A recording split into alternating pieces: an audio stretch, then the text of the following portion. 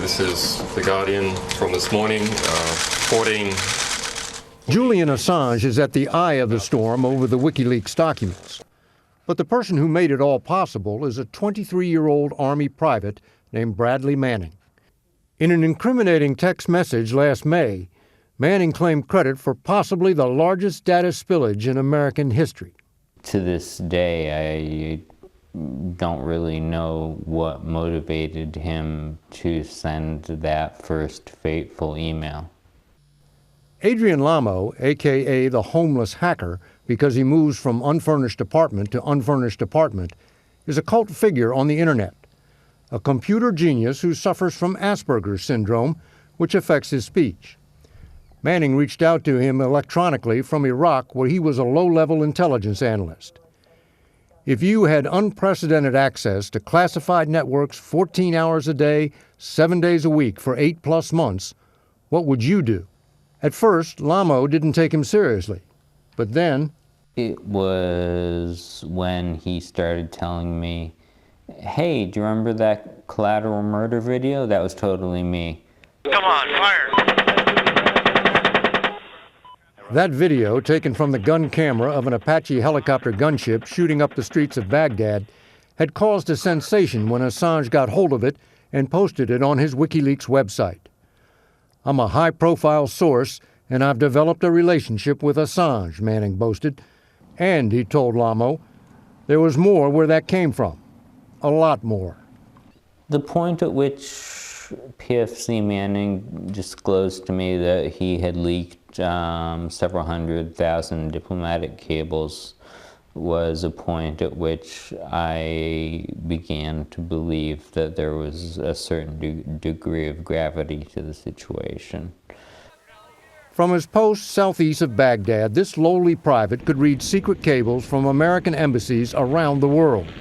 Probably this one person managed to pry loose more granular detail of individually classified documents than anybody else. Tom Blanton, who runs the National Security Archive of Declassified Government Documents, says all Manning did was surf a classified network the way the rest of us surf the internet. I think probably what he did was something more like a Google search, where he entered some keywords, some key terms. And by entering those search terms, he came up with cables from all over the place. Out came 250,000 documents, most of them having nothing to do with Manning's job. There's so many, it's impossible for any one human to read all 250,000, he wrote Lamo. The sense of importance, the sense of almost power, I think, was addicting to him. So why was an Army private able to read State Department cables?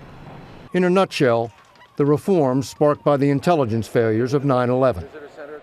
And clearly, the finding that the lack of sharing of information had prevented people from, quote-unquote, connecting the dots, led to much wider sharing of information, so that no one at the front was denied, in one of the theaters, Afghanistan or Iraq, was denied any information that might possibly be helpful to them.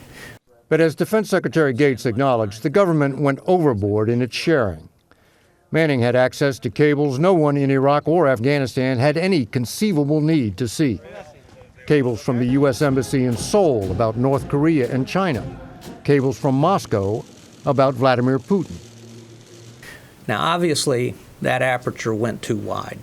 There's no reason for a young officer at a forward operating post to get cables having to do with the START negotiations. But being able to roam at will through State Department cables is only half the story. Manning was then able to download them onto a CD and send them off to Wikileaks. I would come in with music on a CD labeled with something like Lady Gaga, he wrote to Lamo, erase the music, then write a compressed file containing the diplomatic documents. Then he apparently took the CD with him when he went home to Boston on leave and passed it to Wikileaks.